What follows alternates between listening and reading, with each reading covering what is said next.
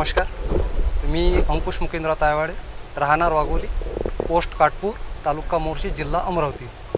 मी माझ्या क्षेत्रामध्ये आज यावर्षी श्रीराम गंगा 844 BG2 हे पहिल्यांदा वाण लावलेलं आहे।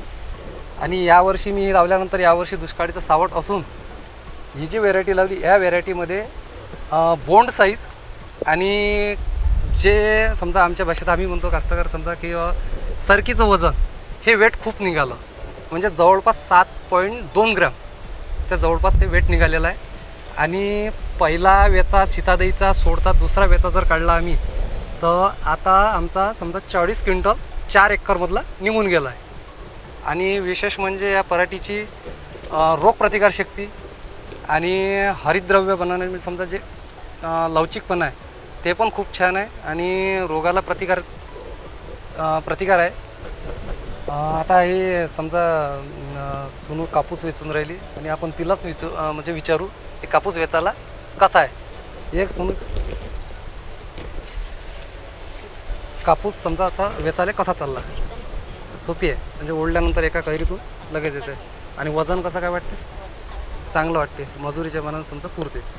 हे जे असं आपण 4 बोंड हातामध्ये पकडतो एकदमानं ओढल्यानंतर अशी कैरी हे स्पॉश झाली पाहिजे, म्हणजे याच्यामध्ये जे आपण म्हणतो शेंबडी लागली ते शेंबडी लागत नाही। त्या कारणामुळे काय होते, या कापसाचं बैल वेचायला एकदम सोपं वाण म्हटलं जाते वेचायला। म्हणजे आमच्या भाषेत आम्ही म्हणतो की बा आम्हाला त्यामध्ये मजुरी खर्च खूप कमी लागते, नाही तर वेचायला एवढा मजुरी खर्च लागते की हा 15 ते 16 रुपये पर टाईम जाते। पण आज आम्हाला हा 9 रुपये 7 रुपये किलो कापूस पडून राहिला आणि वेचायला, आणि त्याही बैले समजा वेचायला सोपा गेल्यामुळे त्याची मजुरी वर्ग समजा 9 रुपये किलो भरपूर तिला पैसा येते। म्हणजे जवळपास एक बाई आजच्या हिशोबात 7 वाजतापासून ते 2 वाजेपर्यंत 86 ते 90 किलो कापूस वेचन करून राहिले। या कपाशीचं एक ओळख म्हणजे वैशिष्ट्य म्हणजे एक महत्त्वाचं की बाजारात आपण कापूस नेताना व्यापारी कापसाची गुणवत्ता ठरवते आणि त्या गुणवत्तेमध्ये कपास ही म्हणजे कापूस हा लांब धागा, म्हणजे जसं आता आपण ही कैरी आहे, हे कैरी आपण अशी ओढल्यानंतर हा असा लांब आला पाहिजे।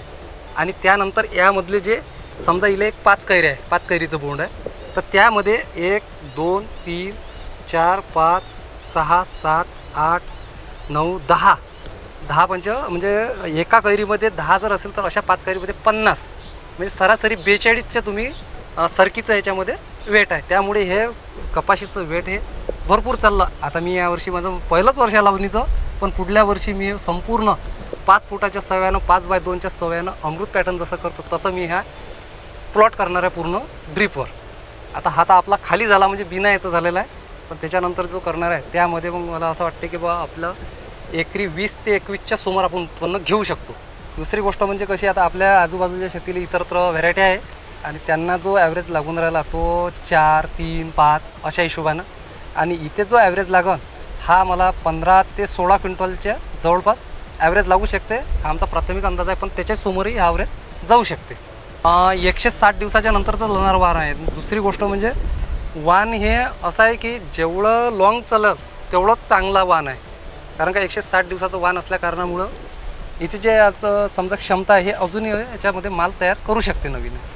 आणि बोंड साईज तर जाडी आहेच आहे, पण दुसरी गोष्ट म्हणजे बोंड पकडण्याची क्षमता जी आहे जवळजवळ आहे एकदम, म्हणजे हे अशी जवळजवळ आहे। आता तुम्ही पाहू शकता हे वरचे बोंड आहे शेंड्यावरले, पण तिचे तरी तिचे जे मोठे मोठे बोंड आहे पराठीचे 1 2 3 4 5 6 7 8 म्हणजे अशा ह्या फळफांद्या येईल। महत्त्वाची म्हणजे वाणामध्ये फळफांद्या ह्या महत्त्वाच्या असणे गरजेचे आहे। जेवढ्या फळफांद्या चांगल्या व्यवस्थित तेवढं उत्पादन जास्त।